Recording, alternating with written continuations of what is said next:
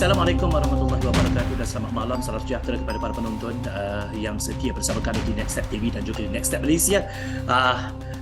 Pertamanya kami ingin mengucapkan jutaan terima kasih atas kesudian anda untuk subscribe YouTube Next Step TV dan seperti biasa kita bertemu kembali dan minggu ini kita bertemu dalam ruangan respon dan tetamu kita pada malam ini adalah yang berbahagia Ustaz Wanji Wan Hussein yang merupakan pendakwah bebas. Assalamualaikum Ustaz.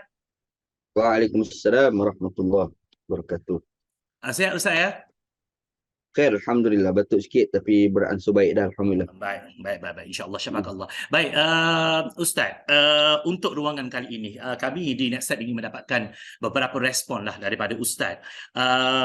Tentang pertamanya adalah tentang kenyataan yang dikeluarkan oleh Presiden PAS Tan Sri Abdul Hadi Awang yang mengatakan bahawa Malaysia sekarang ini, negara kita berada dalam keadaan yang paling bahaya kerana dikatakan bahawa diperintah oleh golongan yang mendapat pengaruh bukan Islam dan juga dikatakan bahawa kerajaan pada ketika ini didominasi oleh orang bukan Islam walaupun beberapa kali telah pun dijelaskan tetapi tetap juga diulang kenyataan sedemikian, apatah lagi mengatakan bahawa negara berada dalam keadaan semakin rosak apabila orang Islam tidak keluar mengundi. Apa respon Ustaz untuk kenyataan itu? Silakan. Ya, bismillahirrahmanirrahim. Assalamualaikum warahmatullahi dan selamat malam. Next Step, kawan-kawan, penonton dan semua yang menonton lah apa yang kita bincang pada hari ini. Berkenaan dengan soalan yang dibangkitkan tadi, saya rasa PAS Tugu Haji Hadi dia seorang tuan guru tapi dalam masa sama dia adalah seorang ahli politik dan ahli politik pun nampaknya semakin tidak bertanggungjawab sehingga kan statement-statement yang dia kemukakan itu adalah tidak lebih sekadar propaganda. Saya nampak sebenarnya statement itu adalah propaganda kepada saya lah. Sebab saya nampak game ataupun perancangan yang dilakukan oleh Perikatan Nasional untuk menang dalam pilihan raya ni adalah dia kena bangkitkan isu perkauman. Isu perkauman dan isu agama lah.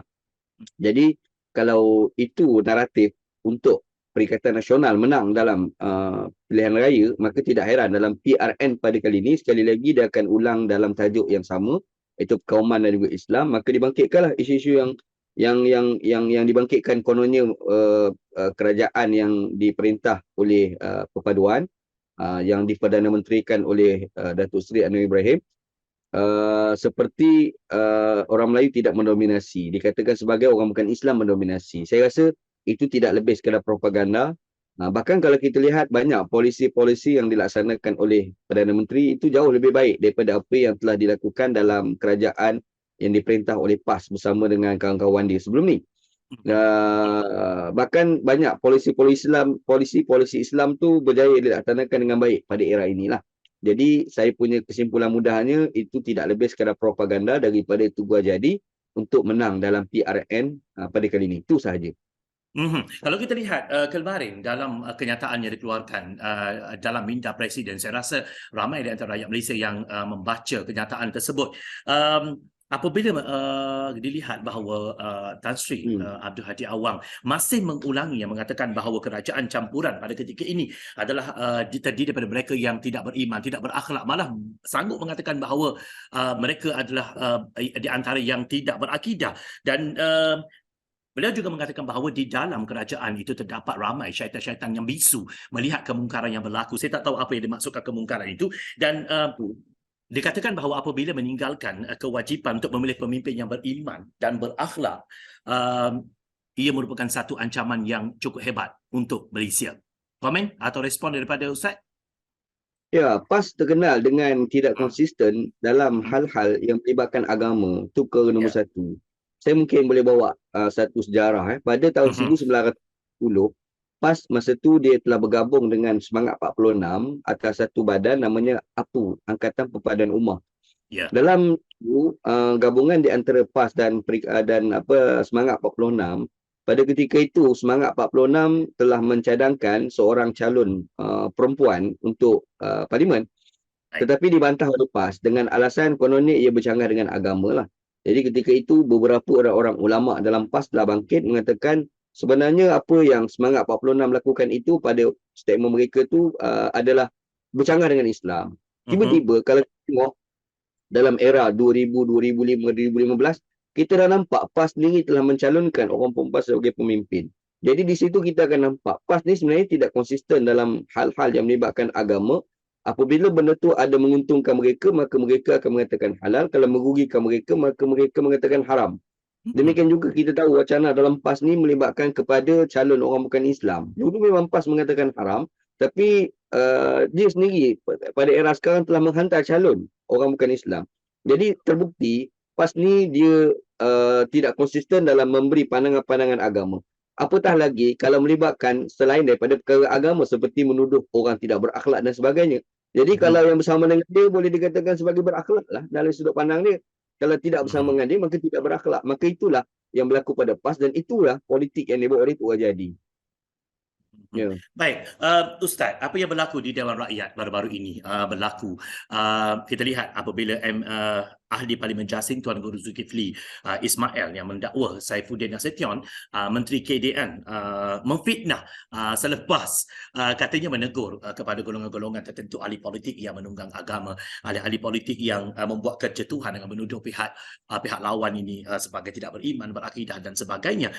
Tetapi yang peliknya, kenapa mesti MP Jasing ini terasa sangat. Orang kata apa, tak makan cili tapi dia terasa pedas. Respons di situ?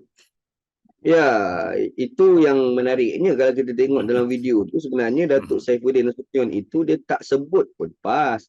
Dia hanya sebut berkenaan dengan janganlah kita ni berpolitik, perbezaan parti politik itu dianggap sebagai berbeza akidah. Kan? Sebenarnya kalau kita nak pergi lebih jauh, sebenarnya ada atau tidak kelompok-kelompok yang menjadikan perbezaan parti politik sebagai berbeza akidah. Sebenarnya memang ada dan bukan cerita baru. Benda ini dah berlaku pada era selepas wafatnya Nabi SAW pun dah ada. Bahkan benda tu pernah disebut dalam hadis Nabi SAW. Nah, Nabi ada sebut dalam hadis, Nabi kata akan berlaku satu zaman, akan berlaku kekecohan dalam umat ini, yang mana mereka itu membaca Al-Quran dengan baik tetapi tidak lebih apa yang mereka bacakan itu sekadar di halqum mereka sahaja. Mereka masa membaca Al-Quran itu sebenarnya perilaku mereka itu dah terkeluar daripada agama sebenarnya. Itu ada disebut dalam hadis. Dan ulama-ulama hadis mentafsirkan itulah kelompok Khawarij. Dan memang Khawarij pada era Ali bin Abi Talib, mereka ni menganggap Ali yang berbeza pandangan politik dengan mereka itu sebagai kafir. Jadi Datuk Saifuddin tu, bila dia cakap macam tu, kalau kita nak pergi kepada sejarah, memang adalah kelompok yang dikatakan mereka ni berbeza parti politik maka dianggap sebagai tidak Islam, berbeza akidah begitu. Tiba-tiba yang Ustaz Zul ni, dia pergi melompat tentu pasal ni kenapa? Sebab Datuk Saifuddin tak sebut PAS. Dia tak sebut PAS. Kalau kita dengar, dia tak sebut pun PAS tu. Tiba-tiba Ustaz Zulkifli Ismail ni, dia melompat tentu pasal. Lepas tu dia pergi marah, dia fitnah. Pelik lah sebab apa yang kau nak kata fitnah, sebab realitinya benda tu pernah disebut oleh Nabi. Realitinya pernah berlaku pada zaman Ali bin Abi Talib. Itu realiti, fitnah apanya. Jadi kita nampak sebenarnya PAS Ustaz Zul ni sebagai wakil rakyat daripada PAS tu, apa yang dia terasa. Tapi kalau kita tengok sebenarnya Ustaz Zul tu sendiri tu memang dia pun ada statement-statement yang apabila berbeza parti politik dengan dia, dia sudah mempertikaikan akidah orang. Sebelum ni, masa PRU baru-baru ni pun tersebar berita, tersebar video yang mana dia sendiri berucap yang dia menggambarkan yang Ahli Sunnah Wal Jamaah hanya PAS. Selain daripada PAS tu bukan Ahli Sunnah Wal Jamaah. Saya rasa bila Ustaz Zul melompat tu, makanya Ustaz Zul ni secara tak langsung telah menggambarkan benarlah apa yang Nabi Muhammad SAW sebut tentang kelompok Khawarij tu. Sebenarnya. Sebab Ustaz Datuk Saifuddin tak sebut pun PAS tu. Yang kau melompat tentu pasal. Kan? Mungkin Datuk Saifuddin masa cakap dia fikir dalam fikiran dia soal berkenaan dengan Khawarij. Yang dia melompat tentu pasal. Yang sehingga dia nak menggambarkan seperti kita nak menajamkan hubungan kita dengan PAS. Tahu pasal? Sebenarnya kita nak cerita tentang hubungan tajam kita dengan Khawarij, bukan dengan PAS. Jadi dia melompat. Mungkin PAS itu pun dah rasa dia tu Khawarij. Mungkinlah Ustaz Zul fikir gitu. Alang-alang Ustaz sebut tentang kenyataan yang dikeluarkan oleh Ustaz Zul yang mengatakan bahawa ahli sunnah mesti jadi ahli PAS dan sebagainya. Sedikit respon di situ? Panjangkan sedikit. Ya, kalau kita nak bangkit soal Ahli Sunnah Wal Jamaah, Ahli Sunnah Wal Jamaah ni dasarnya adalah Nabi Muhammad SAW dan para sahabat. Itu dasar dia. Jadi bila kita sebut Ahli Sunnah Wal Jamaah, itu adalah yang pertama dia, saya sebagai orang Ahli Sunnah Wal Jamaah, saya akan mengatakan inilah aliran Islam yang paling benar. Kita berpegang keyakinan itu. Bahkan Malaysia itulah asas bagi pegangan Islam di Malaysia. Dan ini yang diamalkan di seluruh negeri-negeri di Malaysia. Jadi apabila kita berbeza pandangan, maka kita mengatakan orang itu terkeluar daripada Ahli Sunnah wal Jamaah, seakan-akan kita nak mengatakan seperti yang lain daripada PAS itu sebagai orang yang tidak mengikut mazhab yang diiktiraf dalam Malaysia. Saya rasa ini ada masalah besar.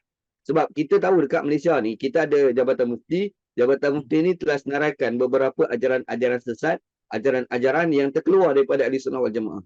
Statement daripada Ustaz Zul tu, sebenarnya yang pertamanya dia bercanggah dengan hakikat realiti lah. Kalau dia kata PAS sahaja Ahli Sunnah wal Jamaah ni, saya ni apa pula ni? Saya ni. Ni saya ambil gambar ni ke, kita buat rakaman ni pun dalam saya punya maktabah, perpustakaan peribadi saya. Kitab-kitab kat belakang saya ni semua kitab Ahli Sunnah wal Jamaah. Jadi saya ni nak kata apa ni? Padahal saya ni bukan orang PAS. Kan? Saya ni orang parti keadilan, parti PKR kan. Betul macam mana ni? Jadi statement Ustaz Zul tu sebenarnya problem. Dia cakap tak lebih sekadar emosi, dia cakap tak lebih pada sentimen. Yang saya nampak di sebalik statement itu terwujud unsur-unsur propaganda untuk memburukkan lagi sudut pandang orang kepada parti yang berbeza daripada PAS. Saya rasa itu tak lebih. Dan pada saya, style politik macam ni tak bagus. Tidak tak bagus.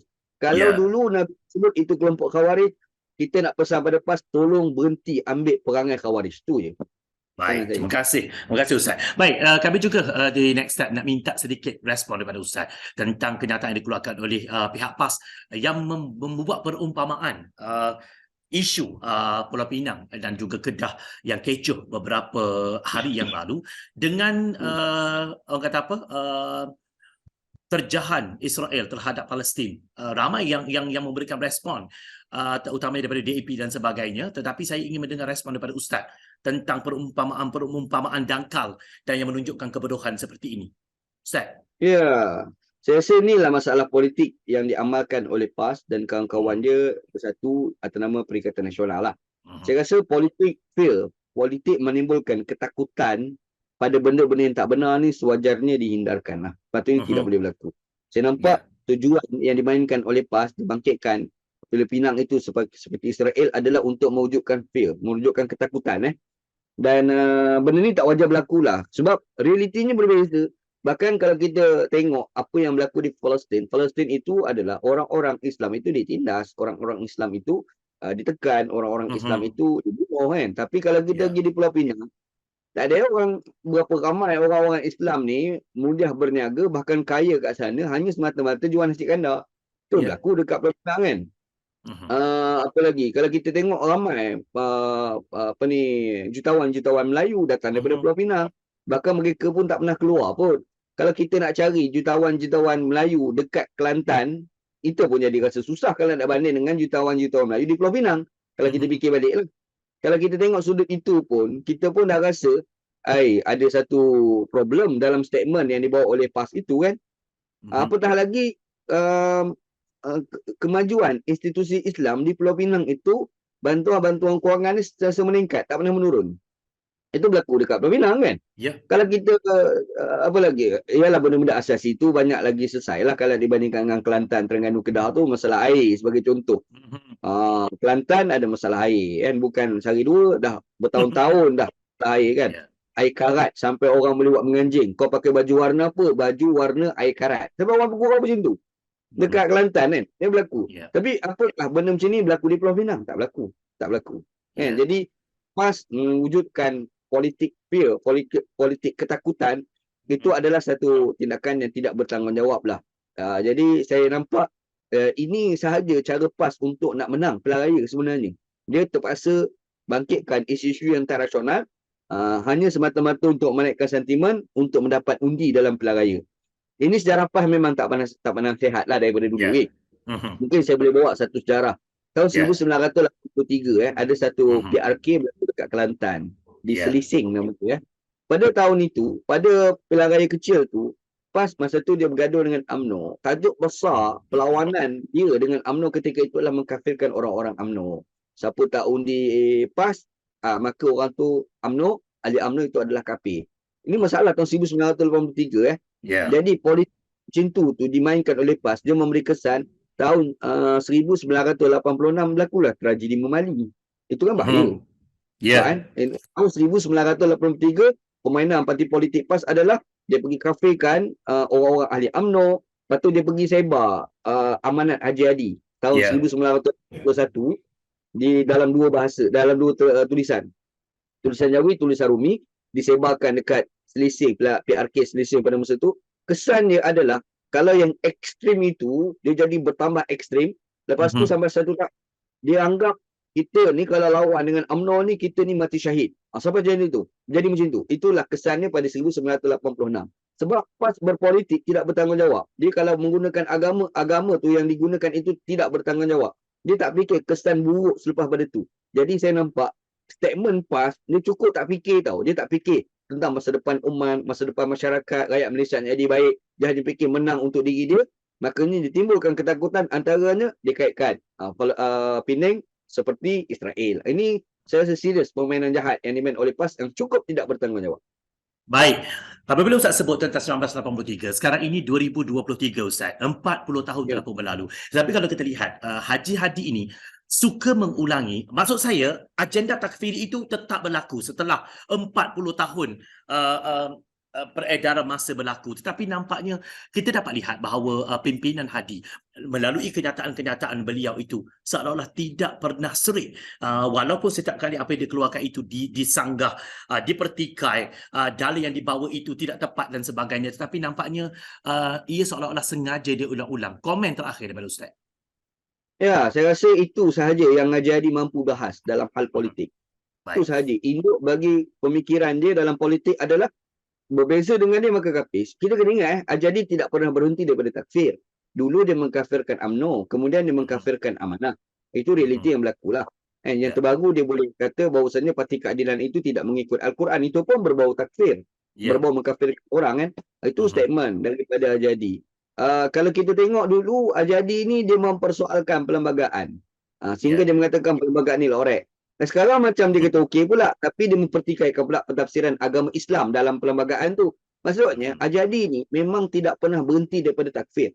Kalau orang tanya saya, imam takfir Malaysia ni Ajadi lah sebenarnya. Salah seorang imam takfir dekat Malaysia ni tu Ajadi. Sebab dia tak pernah berhenti daripada takfir. Dan itu modal politik daripada dulu sampai sekarang. Dan pada saya, memang kita kena fikir nak berhentikan orang tua macam ni bercakap tentang takfir orang. Sebab mengkafirkan orang ni tidak baik untuk umat sebenarnya. Ya, betul. Tidak ada baik untuk umat ni. Bahkan kalau kita tengok dalam statement daripada Syekh Abdullah bin Bayah, dia kata di antara bid'ah adalah kita mengkorek iman dalam hati orang. Kita mengkorek keimanan orang dalam hati orang. Sebab Nabi Muhammad SAW pernah sebut, Nabi kata lam u'mar an unaqiba ma fi qulubin nas. Aku tidak pernah disuruh untuk pergi korek apa-apa yang ada dalam hati manusia. Itu kata Nabi SAW lah. Tiba-tiba jadi ini, dia telah mengorek iman orang, maka mengkafirkan orang dan sebagainya lah. Dia adalah imam takfir dekat Malaysia dan dia ni patut diberhentikan daripada bercakap isu-isu takfir sebab ucapan dia boleh memberi kesan buruk kepada hubungan baik antara rakyat Malaysia, terutama sesama orang Melayu, sesama orang Islam. Itu pandangan saya. Baik, terima kasih Ustaz untuk respon pada minggu ini. Terima kasih Ustaz. Selamat maju jaya, teruskan berbakti untuk agama, bangsa dan negara. Terima kasih Ustaz. Assalamualaikum. Ya, Waalaikumsalam warahmatullahi wabarakatuh. Itu dia para penonton, diskusi kita bersama, respon pada minggu ini bersama dengan Ustaz Wan Hussein yang merupakan pendakwah bebas untuk minggu ini. Jumpa lagi minggu depan. Saya Sahabat Yusuf. Assalamualaikum, selamat malam. Jumpa lagi.